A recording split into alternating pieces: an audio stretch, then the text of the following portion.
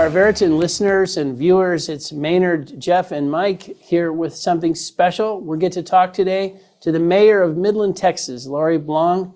We love Midland. It's a great place with great people. And if I had $1 for every person who tells me, tell me what happens to the Permian Basin, and I'll tell you what happens to the rest of the world. We're talking to, I'll go ahead and say, Lori, you're the mayor of the Permian Basin. I'll just go ahead and up the ante a little bit. I'll take it. Anyway, we're delighted to have you. Thanks so much for joining. Well, thank you so much for having me. I'm excited to be with you. You know, this is something that my husband and I listen to and are excited to be a part of.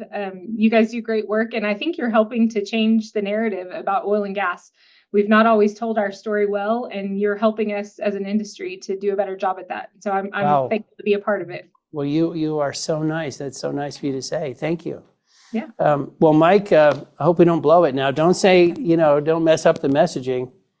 No, I'm teasing. Mike, what would you tell us about what's going on in the markets?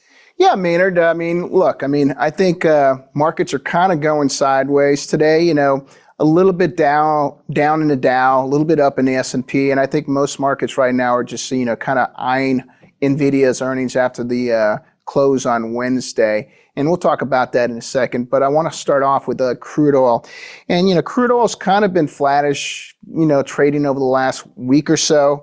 A couple issues that are affecting crude oil right now. One of the bigger issues is U.S. dollar. U.S. dollar is strengthened, and so things that are dollar denominated are really feeling some pressure, and crude oil being one of them, and some other commodities as well. So that's affected crude oil prices.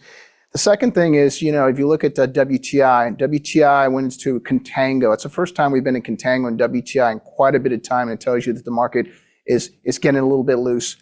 The third thing I would say is, last week OPEC lowered their growth for 2025. They went to about 1.55 million barrels. And just to give you an idea of where it was 4 or 5 months ago, it was around 2 million barrels. So it's down 350 to 400,000 barrels over the time frame. I think some people think it's going to go lower from here. And just going to give you an idea of non-OPEC growth is expected to be around 1.4 million barrels a day next year. And so from that standpoint, that's just going to take all demand up. The market's going to be basically loose in Q1. And so there is a December 1st OPEC meeting coming up here, and I think most people expect that OPEC is going to curtail barrels, and they expect they're going to curtail barrels maybe another 3 or 4 months just to get through this Q1 seasonal weakness. And so that's crude oil right now. I'd say from a equity market standpoint, we talked about it just a second ago, but equity markets are down 1 or 2% over the last week or so. Equity markets look like they have kind of hit I don't know. They're going sideways, and I think it's because the Trump euphoria is fading. We've seen that Trump has, had some nominees for cabinet positions. I think people are looking at those right now. We're going to see if they get in, and then the market's going to, decipher on, what the policies are going to be for that. So I think the market is just basically in digestion mode from an equity standpoint. From an energy standpoint, energy last week was like the one sector that was one of the few sectors that was up. It was up about 1 or 2%. You saw that, Doug Burgum was basically a nominee for Interior Secretary, and Chris Wright, at Liberty Energy for DOE, and those two picks were received pretty favorably. What's one of the interesting things about it is you look at the nuclear stocks, Oklo and like NuScale, those stocks are up 17, 18, 19%. And so I think people are getting positive that there's going to be some movement on the nuclear side, on the NRC side and permitting side, and so those stocks are moved. But we'll see what happens there. And like I said, the thing we opened up with is equity markets are really focused on NVIDIA. NVIDIA is $3.6 trillion market cap company, the biggest in the S&P. It makes up 7% of the S&P. It's up 200% year to date. Everyone is focused on what the Blackwell revenues are going to look like. That is the big story there. And so depending on how that plays out, you're going to see markets move late on Wednesday after the close and on Thursday morning. So that's kind of what we're focused on right now. That's where I think people's mindset is right now. So we'll go ahead and leave it with that. We'll leave you with that, Maynard. I was just thinking, I wish I knew the number of how many people dial in and listen to the NVIDIA earnings call. It must be a stunning, thousands of people. Yeah. Maybe someday, if you know that number, send it in. We find that interesting. Jeff, what do you think? No, I think we're ready to get started talking about Midland. All right, we're going to Midland. Let's all go to Midland. Well, Laurie, again, thanks for joining. We can start, anywhere you like. You've been mayor since early 23. I think one of the things that that a perception you have of Midland if you don't live there is that there's a lot of things the community is doing to try to improve the quality of life. And there's bond issues and how do we help the schools, help the hospitals, help the infrastructure. This is just the impression you have is Midland's always trying to improve those types of things. And there's always a discussion about how much. But that's just the lead in. Well, let's hear from you, some of your perspective on, from the mayor's seat. Absolutely. Well, I think that some of the most telling data points that you can look at about Midland right now, our largest demographic is ages 0 to 10 of any 10-year segment in all of Midland. And then the second largest is ages 30 to 40. And so if we're looking at the people that are driving our local economy and really the people who are filling out the most number of seats in our community, that is children and their parents. And so really what we're looking at is how do we make sure that we provide for those kids and their parents, the families that live here in Midland. How do we provide for them today and into the future, but also how do we retain them? Midland has historically been very cyclical because of the oil and gas nature, but really, we talk a lot about booms and bust cycles, but if you look at our population cycles, we have not had a pullback in our population since the 80s. So talking about boom bust cycles is true for commodities, but it's not necessarily true for the population here. And we have for a while needed to make investments for the future with that in mind. So Laurie, give us all the latest population of Midland? The 2020 census has us right about 132, 134 for the city limits, a little right around 180 for the county. We believe that that's actually a low estimate. I don't know that anybody got a good count of anything in 2020, especially in Midland, Texas, where oil went negative. And so I don't know that that's accurate, but that's the official number. And when you, that was interesting, those pieces of the population you were talking about. Any sense of, in Midland today, the number of people who are coming from all over the country versus the number of people who grew up there, like just the mix of people, it just seems like it must be a little different than it was 10 years ago. Yeah, I couldn't give you actual numbers or a percentage breakdown of that, but I know I can tell you anecdotally, I'm a part of something called the International Women's Group of Midland Basin Bridges is what we call ourselves. And we typically have a Friendsgiving every single year and get together for a Thanksgiving meal. And last year we had about 19 different countries represented, just women and their families from all over the world. Most of them are trailing spouses with husbands that are in the oil and gas space. Some of them are in the oil and gas space themselves. And so, I think that we can say that the world has come to the Permian Basin, certainly. But I also think that we're also bringing in people from all around the nation who are working shift work here. And that's always been true. It continues to be true today. Well, I know in my neighborhood here in Houston, you periodically see the New York license plate or, Yeah. I'm not sure. I don't know if Midland's full of New York license plates, but we do have a sense that a lot of people are coming from all over to Midland. And I think if you fly into Midland on a Southwest or American flight, you're going to have this sense of people from all over the place. They're coming in their coveralls and they have their hard hat under their arm as they board the plane. And that is just true. We've got well site consultants coming from all over the world, people that are working in various different components of our industry. And they're speaking with different accents and they're not all hometown folks. But that's part of what it takes to accomplish the kind of production numbers that are coming out of the Permian today. And so we're thankful for them coming here. We need their workforce capacity. Midland cannot supply the workforce that is needed to make the kind of production numbers that we have to make every single day. I know Midland has gone through so much growth. What are the particular areas where you're focused on adding? I know sometimes it can be hard to get a hotel room or, Midland's just had so much economic activity. But where are the places that the city is really looking to add? The hotel rooms are always a strong talking point in our community, especially high quality hotel rooms. We have expensive room nights during the week, and then usually the prices are less on the weekends, which is opposite most markets. But we typically people are Now I coming. know where I'm taking my wife for the next adventure. There you Midland for go. the Come to weekend. Midland, Texas. Exactly. You can get a cheaper hotel room here than you can on a Tuesday night for sure. But I think that that's a huge focus. We also have a lot of focus on just retail amenities. We're really pleased to have announced earlier this year that we're bringing Texas' largest Costco is coming to Midland, Texas. We're going to be breaking ground with them in early December. And so that's a huge thing that Midlanders are all fired up about, to be able to have a Costco. But I think that that's really representative of a bigger conversation about just goods and services that we sometimes have a hard time getting here in Midland. And so those are all a priority. We also have Midland Air and Spaceport is the only co-located commercial airport and spaceport designation in North America. And so we're starting to see quite a bit of development related to that spaceport designation.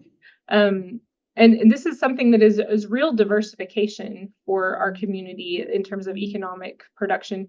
So we have some satellites that are being produced here in our community. They're actually being constructed, manufactured here in Midland. They've had successful launches of those satellites that will be used for satellite mobile technology. We also have several companies that are national defense companies that are looking at ways to help restock our nation's supply of Javelin missiles and other munitions. And so they're doing a lot of their QA/QC testing in our area. And so that is something that I think 10 years ago, when Midland leaders had the vision for a spaceport designation, no one knew where that was going to take us. And now we're starting to be seeing some success stories and having some real momentum in the space industry. That's fascinating. I mean, I've seen that sign forever about the spaceport, and you just thought, okay, somebody's thinking big, but you weren't sure, what exactly was going on. Yeah, I think that there were people, naysayers in the community and snarky people that would roll their eyes and wonder, are we thinking we're going to be the Jetsons? But when you start looking at this in terms of national defense and a lot of the technologies, a high-speed corridor is currently sort of in its second or third phase of development here, just in the feasibility and the logistics of getting that high-speed corridor between Midland and Spaceport Americas. Right now, all of the high-speed testing that we do in the United States is done over oceans. We don't have a high-speed corridor over land in the same way that we probably need to be testing some of our national defense technologies. And so to be able to have that from Midland to Spaceport Americas in New Mexico would be a huge win for our economy, but also a huge win for the nation as well. So maybe, Laurie, just make sure we understand that a high-speed corridor, that's like a vertical column where it's okay to go the speed of sound and launch rockets? Is that what you mean by that? It's not vertical, it's horizontal. So it would be FAA designated space. We don't have it yet. It's still in the works. We're working with MITRE Corporation, which is a federal contractor that's helping us to kind of game out the feasibility and logistics of how we will make this happen. But it would be a horizontal corridor. We're discussing hyper and supersonic, but right now we're looking towards what are the opportunities? How can we develop those things? And we have Starfighter, which is one of the groups that has recently located to Midland. They're moving F-104s to our community.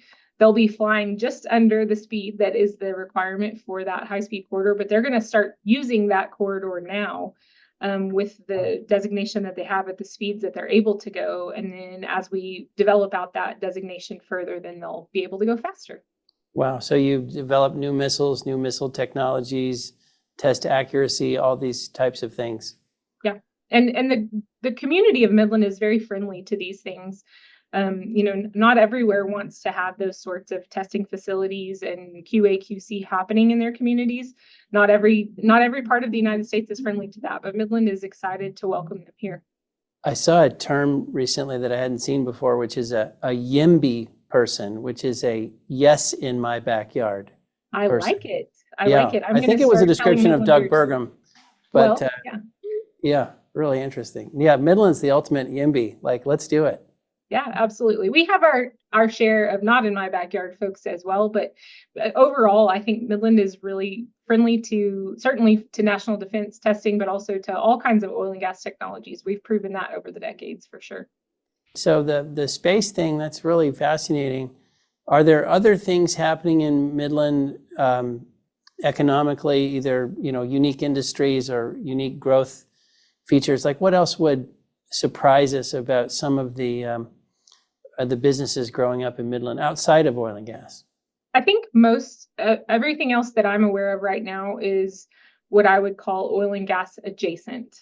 So technologies for water treatment that are coming out of the oil and gas industry, but they're having other types of application for municipal use. We have a pilot program going right now to use a pretty well accepted oil field technology for water treatment to test and treat some of the water that we need for our municipality.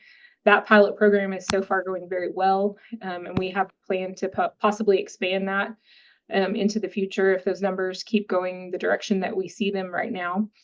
We also have a lot of other energy expansion opportunities in Midland. I think I know people have come on your show and talked about this before, but this energy transition away from oil and gas, I don't believe that is feasible. I think we need all of the energy sources that we can get as a nation and in the world. And so energy expansion and additional opportunities to leverage the technologies that we have in oil and gas, but see how they are able to bolt on with other energy development.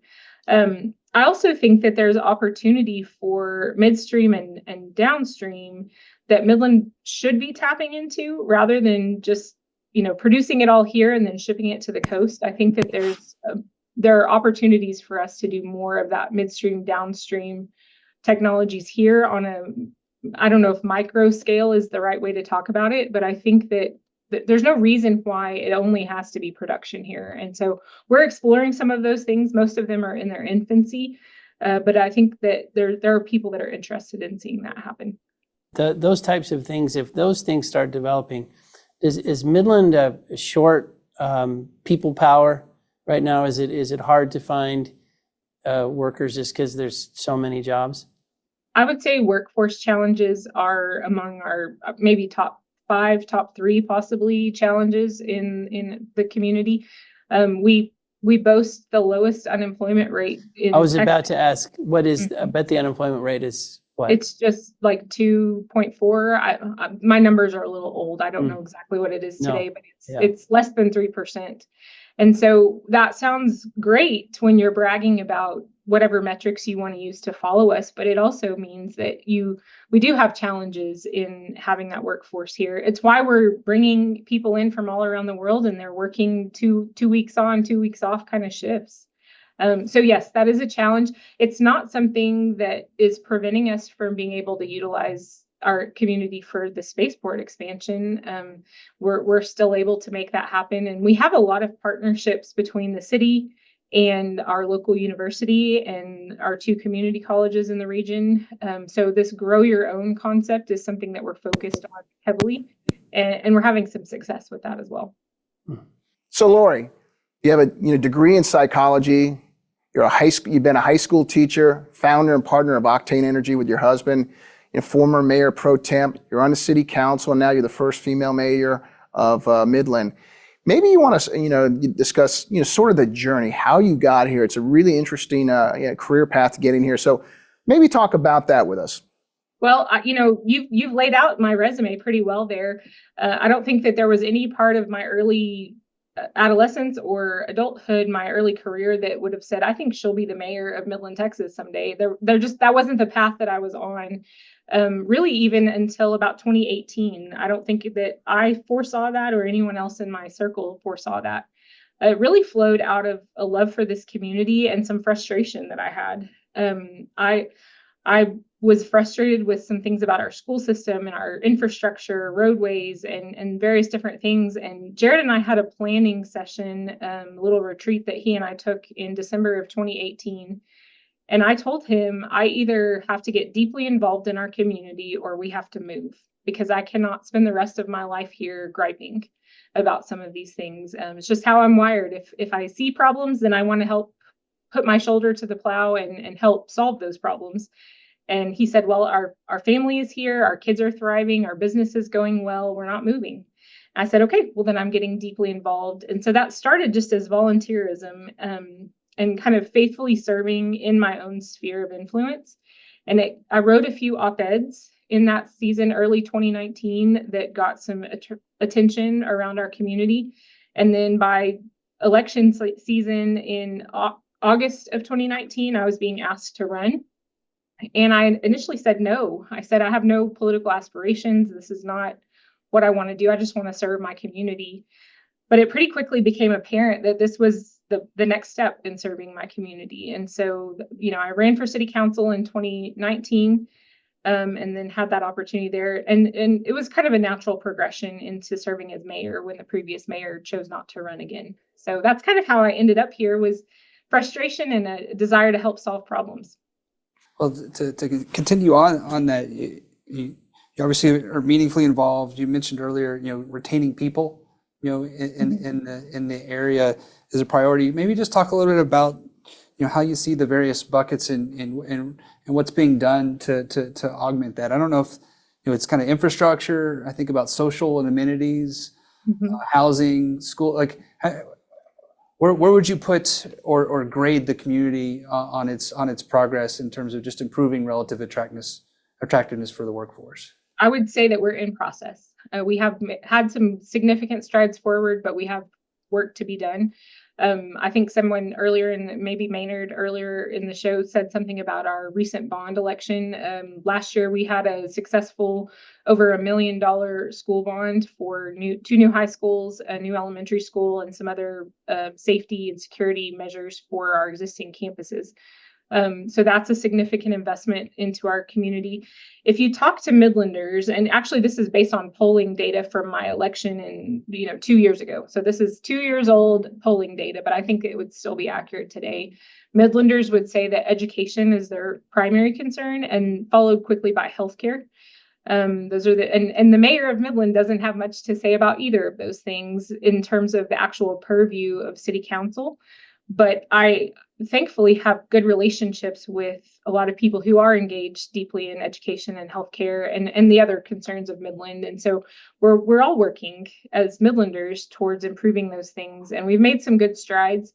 We're going to be having a behavioral healthcare facility that's located between Midland and Odessa, that's under construction now. That's going to be a huge win for our community. And so really, I guess I would kind of characterize all of those things as we are now investing back into ourselves in a way that we should have been for a long time. We're making those strides now because we see the need for that investment, and we're making it happen.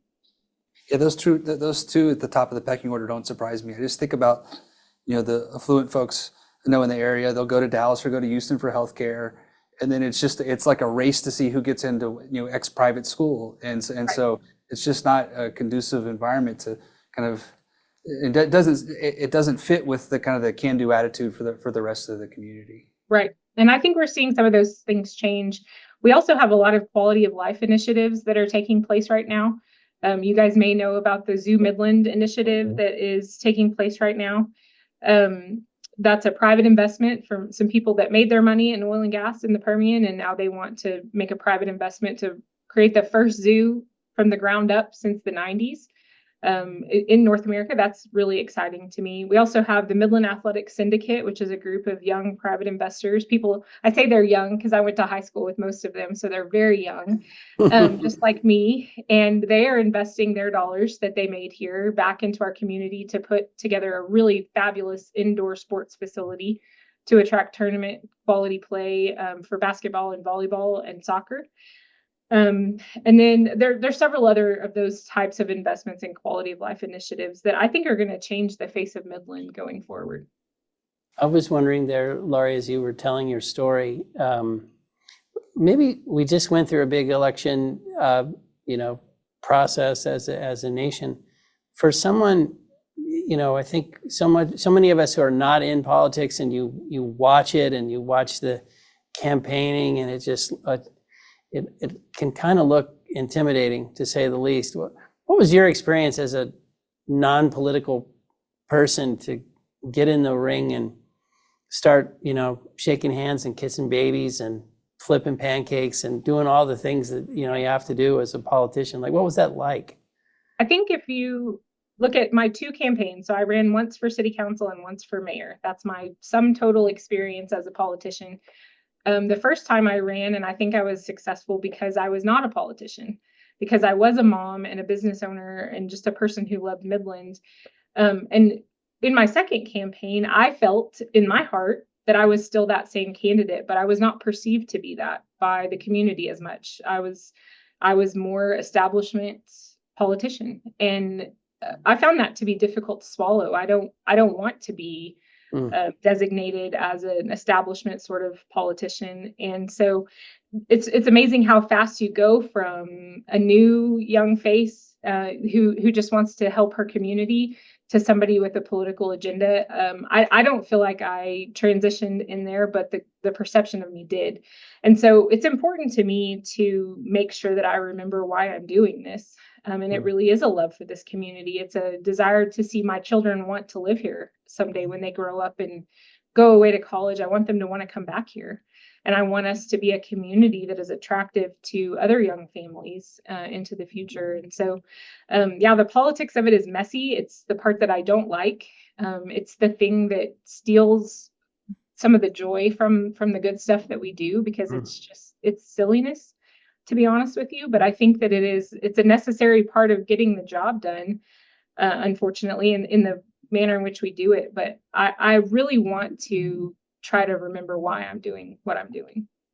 That was such an interesting answer.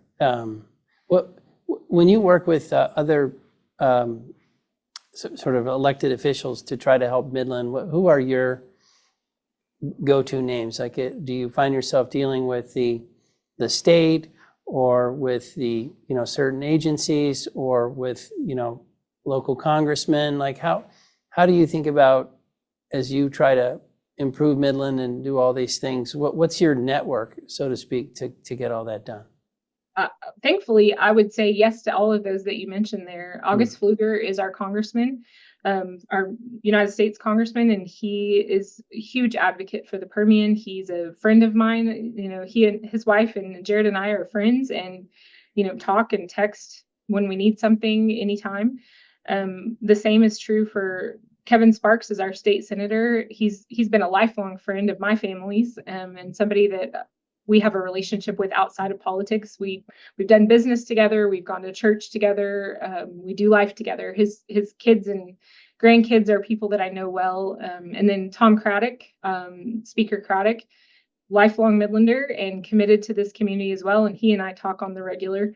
So yes, all of those, and we have great relationships also with railroad commissioners. They cycle through Midland all the time. And I can call their cell phone and ask them questions and get feedback on things that we're concerned about as a region. So I would say that I have good relationships with all of those, what I would consider upstream from us. And then just here in our community, we have 5 taxing entities. So our hospital district, our college, our public school system, our county, and the city. And we meet quarterly if we can swing it. Sometimes those meetings get pushed out a little bit, but we meet regularly to talk about the needs of our community, how we can work together to address those needs, and how we can support one another. Collaboration is really, I think, what makes politics work. And I think that anybody who's building a kingdom unto themselves is probably missing the mark on getting good things accomplished for the whole community. And so my goal is to work well with everyone. And I find that we get more accomplished, we get better things accomplished even if I don't always agree. I think the end product is better. To that end, do you find yourself talking to a lot of other mayors and comparing notes and those types of exchanges? To a certain extent, I'm a part of a group called the Big City Mayors, which is just a kind of a self-formed association of mayors of the larger communities in Texas. That's been a really productive group and people that I can reach out to and ask questions. I find that I don't participate. There's United States Association or American Association of Mayors. There's Republican associations of mayors. There's all these different groups. I don't have time to go to all of those things. And so if there's a place where I probably am not participating as much as some might wish that I am, that's probably it. I also, I have to prioritize my time. I have a limited amount of it, just as we all do. And that's not a place that I place priority. I would rather work with the people in my community. And so the big city mayors helps me sort of stay abreast of best practices and benchmark us against other groups and find places where we can do things better. But I don't have a lot of time to go to conferences and association meetings like that. Well, it sounds like the Midland spirit of I want to be working, not conferencing. Yes. One question that came up when you were talking with Jeff about some of the things to focus on, the infrastructure, the roads, with all the people and all the activity, that's always been something that people talk about, just safety and expanding those all those highways and such. What's the update on that? So we had a 2017 road bond, $100 million road bond that was just internal to the city of Midland. That project is nearing its completion. We just have 2 projects left on that whole list of projects that was approved then. That was a voter approved road bond. We also have a lot of work going. We have MOTRAN, which is Midland Odessa Transportation Alliance, and then our regional MPO, Metropolitan Planning Organization, and some other groups too, but those 2 primarily are working on regional road solutions in conjunction with TxDOT and Federal Highway Administration to make sure that we're expanding roads and getting things done. The Permian Strategic Partnership has become a significant player in that space, and they have allowed us to expand some roadways that we might not have been able to leverage at the state or federal level without them. And so we're really thankful for Tracy Bentley and Don Evans and those companies that have band together to help us. So yeah, there's a lot of projects working. One of the big ones has been the I-27 corridor, and that's something that early in my time as mayor, we got word that Midland had been downgraded, that the I-27 route was going to go through Big Spring and Midland was going to be downgraded to Highway 227 instead of Interstate 27. And I quickly mobilized Midland's politically engaged leaders and said, I need you calling your senator and your congressman, and we have to talk to them. And I got on the phone with Senator Cruz and with Congressman Pfluger and said, we got to do better than this. We have to have the I-27 designation coming through Midland. So they thankfully heard us and they changed that legislation. And so we now have an I-27 West designation coming to Midland and an I-27 East designation going to Big Spring. They'll meet back up, north of here and south of here in San Angelo. So that was a big win early in my time as mayor. So what does the practical effect of that is? It just pulls traffic away out to the boundaries of Midland in terms of just safety and congestion? Sort of. I mean, it's more, think about I-35 east and west around Fort Worth and Dallas. So it's providing a lot of that transportation to both Dallas and Fort Worth in that case. So this would be providing that same transportation. Oh, I see. The I-27 corridor has been talked about as the transmission of food, fuel, and fiber.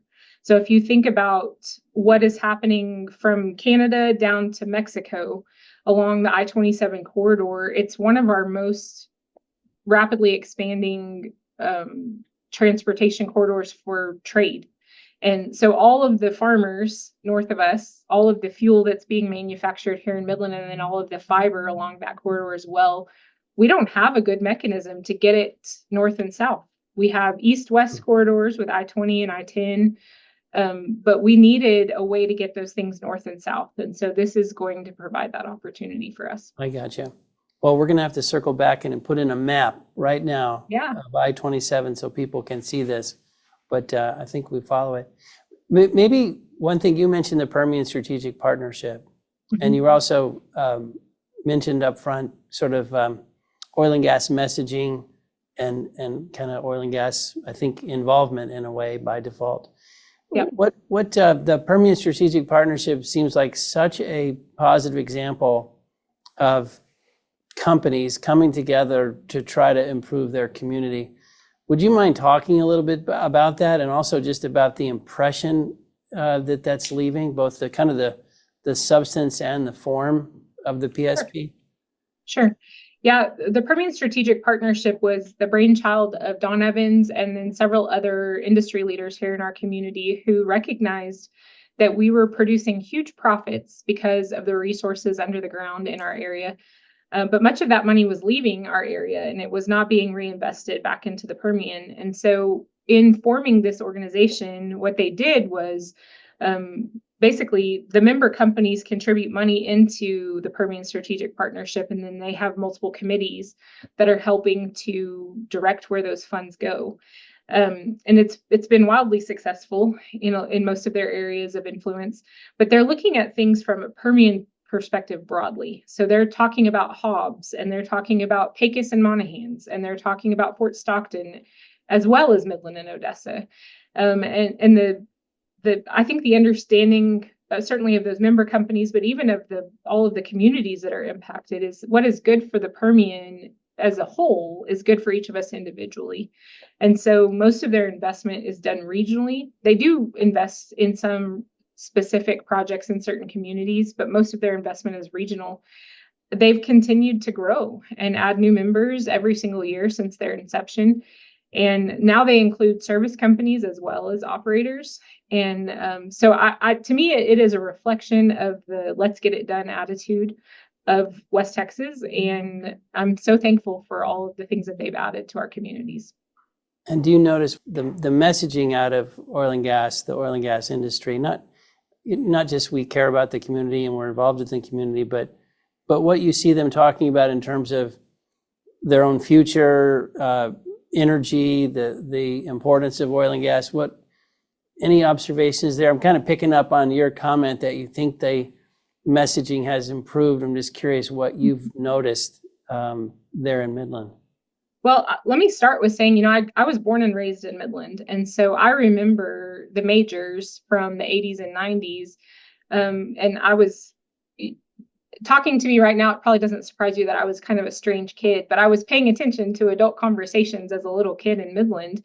And even then, I remember thinking the majors don't actually care about us. They want the oil from our community, but they're not investing back in Midland. They don't care what happens here. And I had friends whose dads got fired and moved on. And, all of those things that happened in the 80s and 90s in the Permian left an impression on my generation. And the Permian Strategic Partnership and others in the industry have begun to change that to demonstrate that they do, in fact, care about our communities. They do, in fact, care about the workforce challenges and about quality of life, about education and healthcare.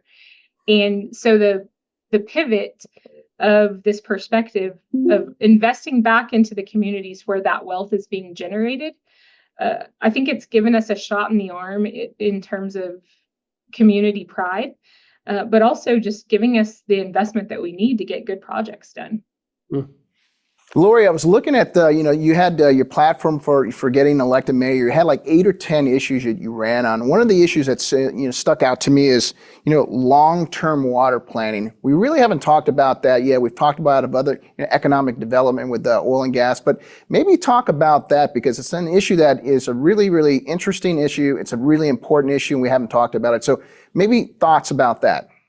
Yeah, water is not nearly as sexy to talk about as zoos and Costco's and, Space Force. But I do think that it's critically important. If we're going to be able to do anything in Midland, we have to have long-term water solutions. Right now, we have 40 to 50 years of water supply that are connected to Midland. We have pipelines, we have treatment facilities, we have the things that we need to ensure for our generation and into the next. But we do not have everything that we need to make sure that 100-year water plan is in place. And that's really been from the state level on down. 100-year water plan is the mandate that we figure out what that's going to look like. We have identified a water source that can accomplish that in Fort Stockton, but we don't have a pipeline. Fort Stockton is a long way from Midland. And so we have a lot of work to be done in right-of-way acquisition and planning and in infrastructure construction. But the reality is we live in the West Texas desert, And if we are going to have multiple generations of success here into the future, we have to make sure that we've provided for that. And so we've accomplished a portion of that during my time on council and as mayor, but that work has to continue forward. And so I see that as a multifaceted approach. I think that the pilot program that we have going right now on Midland's existing T-bar water field, that pilot program, I believe, is going to grow, and it's already showing success. We think that it's scalable into the future, and it's going to allow us to use water that would have previously been have too many total dissolved solids for us to easily treat for municipal standards. With this newer technology, we're able to get that done. And so water that we would have said previously was not suitable for municipal use is now and into the future. So that will expand our water portfolio. But then we will also have the addition of Fort Stockton Holdings and potentially other water sources too. I think I've said this in other forums, but he who has the water makes the rules in West Texas. And I intend for Midland to get to make some of those rules. And we have to play nicely with others in order to do that. We have a partnership with Abilene and San Angelo on the Fort Stockton Holdings project. And so that means that we have a regional water solution, not just a solution for Midland, but we're working with these other cities to make sure that we have a regional water solution that really adds to the thriving of our whole area. And I was thinking about this when you were talking to Maynard about the Permian Strategic Partnership. You think about just Midland, but just the greater area. I don't know of another place, certainly in Texas, where kind of the economic value, outweighs the local population, just in terms of, just in sheer magnitude and numbers. So we've got a lot of folks in the sector that are on our distribution lists and, hopefully are listening. What other groups, are not, what should I call it, specific groups? What else can the industry do to help and aid in Midland's success? What would you ask of kind of our community that you may not be getting to date? Well, I want to first say that I have a great slide I'd love for you to share here. But Midland, if you look at us as GDP, not as population, we're number 6 in the state behind the 5 big cities in Texas. We're ahead of El Paso in GDP. And so if you just look at this, we're way, way out kicking everything else relative to population. And so when we start looking at that, I think that we have a disproportionate contribution to the revenue of our state through severance taxes and other things. And we're sometimes receiving a disproportionately low level of reinvestment from the state. And that's not universally true. We're very thankful for TxDOT investment in our roadways and things that have happened in recent days. We're thankful for the investment into the behavioral health care facility. So I don't want to act like we're not getting anything. We are. But if you look at the level of revenue that comes out of our area compared to the level of reinvestment from the state, it is disproportionate. And so I would like to see that in a more balanced perspective and in a more balanced application. We need that investment back into our schools. Midland is a significant payer into the Robin Hood system for state recapture for education, and we have underperforming schools. And I think that is bad financial policy on the part of our public school system as a state. And I think it's harming Midland students and Midland educators. And I think that we need to rethink that as a state. So those would be the big ones. Awesome. I was thinking, Laurie, in the lead-in, we were mentioning some of the energy appointments, namely Burgum at Interior and Chris Wright at DOE. What do you perceive about? It seems like energy policy, nationally has been elevated as we've had issues and demands and all kinds of things have been debated, including environmental policy. Any impressions on the energy policy debate that you have? Because Midland is always a great place to come and talk about energy policy because this is the heart of what's happening in the lower 48. But just any observations on the energy policy discussion? It seems like the country is at least if you stare through it, we're trying to toggle our energy policy in some different ways right now. Yeah, I would first say that Chris Wright, I think, is one of the best selections that's been made and announced so far, and I'm really excited to see him in that role. I think that he's a smart guy and he understands the big picture, but he's also supremely practical, and I value that in decision makers, and I think that it's going to help him be a good advisor to the president. It's also going to help him to make good decisions and good recommendations for our industry. And so we need practical people who are making decisions about energy, we need some practical folks at the EPA. We need some practical folks making decisions about the regulatory environment that we face as a region. Right now, we have several uphill battles to fight with regulatory bodies. And so, my hope is that with this new administration, we're going to see some of those come back to practical discussions about how we can care well for the community around us and for the environment, but also how we care well for the industry and for the families that it supports and for the energy that we're producing that the world needs. I've lived my whole life here. No one cares more about air and water quality than I do in Midland, Texas. My babies have been born and raised here. This is my home. And I don't want the EPA, who has no idea of what we do out here, coming in and squashing down things that don't actually make practical sense for us. And so we need practical people. And I think Chris Wright is a great choice. Well, we agree with you. He's fantastic. Well, on the EPA, do you mind just because I feel like we're almost like collecting, little stories or little examples of where, things could be tweaked and improved. What would be like an EPA friction point for your community? Well, we are currently potentially in a non-attainment zone for air quality. And so there's a lot of discussion happening. I've been a part of multiple meetings with the EPA directly, and we are thankful they sent someone out here to meet with us, boots on the ground, to see what it is that we're doing. So I appreciate that. But part of the metrics that they're using to determine our air quality are from monitors that are in New Mexico, farther north than they can practically measure here. So they're acting like they're using science to create this non-attainment designation or discuss this non-attainment designation. They don't even have legitimate monitors in our communities or in the areas where oil is being produced in the Permian. And so I think that that's ridiculous. I don't even know a better word to use other than ridiculous. Let's let true data points drive good decision making. Let's not let a political agenda drive those things. And so that's probably the primary example that I would give. And Laurie, just so we all understand, if they have those readings and they determine that the air is not of the quality necessary, what's then the subsequent action that they try to take based on that, just so we all have a feel for it?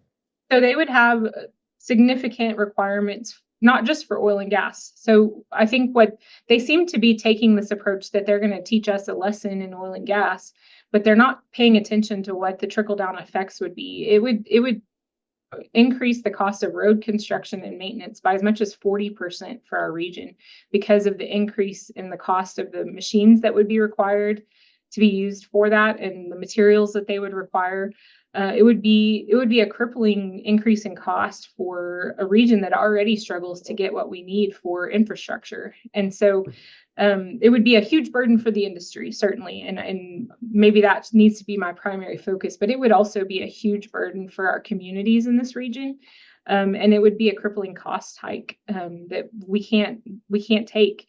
And so I want us to do what is necessary to make sure that we are good stewards of our environment. I hate flaring. Every single time I see a flare, it looks like we're just burning money. And we're burning a commodity that God gave us that we ought to be utilizing well.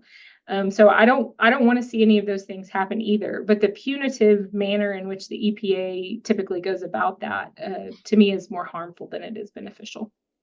Laurie, one of the issues I think is really interesting out there is we talked earlier about water management, but a big theme out there right now is the electricity theme. We're going to have electricity growth not only in Texas, but the whole U.S. and probably worldwide is going to grow quite dramatically. A lot of that is data center growth. A lot of it's reshoring, industrial growth. Maybe have you talk a little bit about that. And what I mean about that is that you talked about every time you see flaring in the Permian, you're thinking that dollars are going up in smoke.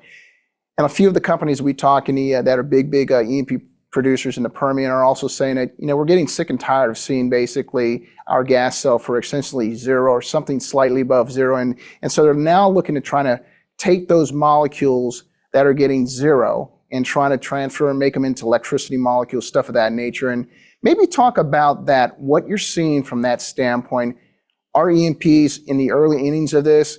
Just kind of the progress you see and what the opportunity to set that might be for not only E&Ps in Midland and the Permian, but just, what does that mean for, just for your community and the rest of Texas? I think that's part of what I was referencing earlier when we were talking about economic diversification. I think that this is a midstream downstream conversation that allows us to capture more value of our product. I also think that it potentially meets a need for our state. We've had a lot of electrical grid reliability issues and public utility commissions talking about this all the time. But, we have two significant problems in our state: flaring of natural gas and a lack of reliable energy. Well, I think that we have a potential solution there. We're going to have people at the state level that are willing to push for those solutions to converge. And there's going to have to be some public investment in that. Most of the projects that I've seen for natural gas electrification and all of that sort of thing are going to be larger projects that maybe private entities can meet a portion of that, but this is also a public concern. And so I don't know what that will look like yet, but I do think that it's worth pressing for. I do think that there are smart guys in the Permian who are looking at ways to do that. Unfortunately, I think that some of the places that are moving faster have to do with data centers that are going to be utilizing that for their own electricity and addressing those. And that's a need as well. But I think that there's a more basic Texan need for reliable electricity, and that could be the way that we meet it. We've talked a lot about just things, I'd say more on the margin that we're trying to advance and improve in Midland. Outside of falling short on those, I mean, the area is so critical to the kind of the energy, needs of the country. What are the risks for the area?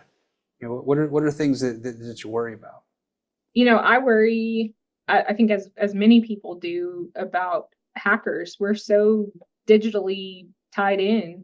All of our human systems, all of our water and all of our electricity and all of, I worry about hackers and people that other nations that don't have our best interests at heart. Those are concerns for me, and those are things that actually we talk about. How can we have some redundancy were something like that to happen? How would we address it? And we're having those conversations. The city manager that Midland hired a little over a year ago, he's former Army, and he thinks through a lot of those things just from a logistics perspective. And so he and I are talking about it. Our council is interested in seeing solutions there. I also think, we have now, I heard this week that we have 8 million barrels a day of takeaway capacity. I want to make sure that I got my number right there.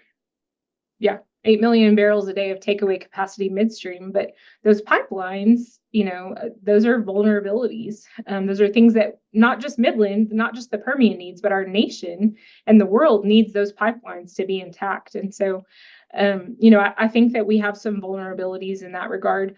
I think, we're always going to be a little bit at risk for commodity prices, but the reality is that's going to, the world demand for energy is going to keep us somewhat safe in that regard. And so that's not to say that we won't have another downturn. I think that I've been in the industry and lived in the Permian for too long to ever say that.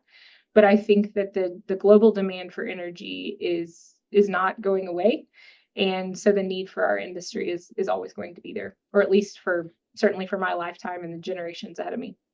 Well, Laurie, this has been fascinating. We knew it would be. I've only got 10 questions to squeeze into the last 4 minutes, but Okay. No, don't worry. We won't beg you to answer them all. But one, I just thought we did just go through the election, and I saw an interesting quote today from Bill Clinton. I'll probably mess it up, but he basically said, "I think we're going to have a female president," and he kind of went on to comment, it's probably going to be a conservative female president. I don't know the full context, but he basically kind of threw out this observation.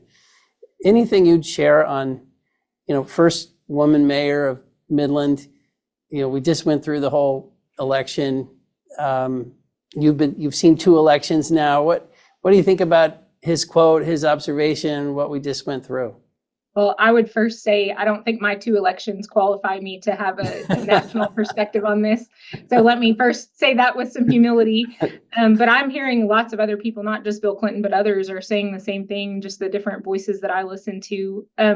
I think in watching a Hillary Clinton presidential candidate and the Kamala Harris presidential candidate, I would agree that it's pretty clear that that is not what our nation wants. And I think that and I'll get into my own value system here, but I do believe in gender roles, and I do believe in gender qualities, and just I'm a female, and I'm proud of that, and I think I bring a voice to the table that is needed. But it is not the only voice that is needed. It's not needed instead of a male voice. And so, I think that is something I've tried to teach my own children, not just my daughter, but my 2 sons as well. We need all voices at the table to make good decisions. And so we need to make sure that we're listening to those. I think when we look at the federal election cycle and all of that, I think that there's a desire for a gracious female voice who values the input of others and invites other people to the table. And I think that conservative women are qualified to do that. Not all conservative women, just as all more liberal women are not disqualified from doing that. But I do think that there's an opportunity there. Wow, it's fantastic. Well, we do hate to. I was thinking, we always put a little title on these episodes, and you've given us like 6 or 7 potential titles here, way above average as we do these things. I was just thinking, we do always think here about the next 10 years, and we often ask, what does energy look like in 10 years? When you think about Midland 10 years ago, in 2014, I guess we were about to hit Thanksgiving and about to have the oil price drop, and the first big bust, if you will, to the shale miracle. But 10 years ago, and you think 10 years ahead, what Midland might look like. Any thoughts on 10 years out on the horizon, what the city of Midland could look like or might look like? I think that if I'm looking 10 years behind me and 10 years ahead at the same time, I think that our population continues to grow by leaps and bounds. I think that the demand for this will continue to grow. And I think that some of these energy expansion opportunities are going to be part of that future.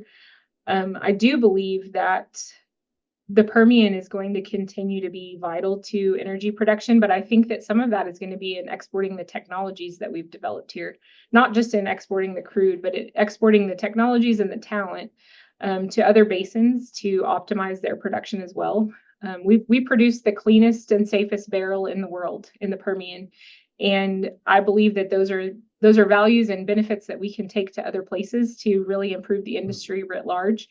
And so I look forward to seeing those things expand. I think that the future of Midland and the future of the Permian is bright.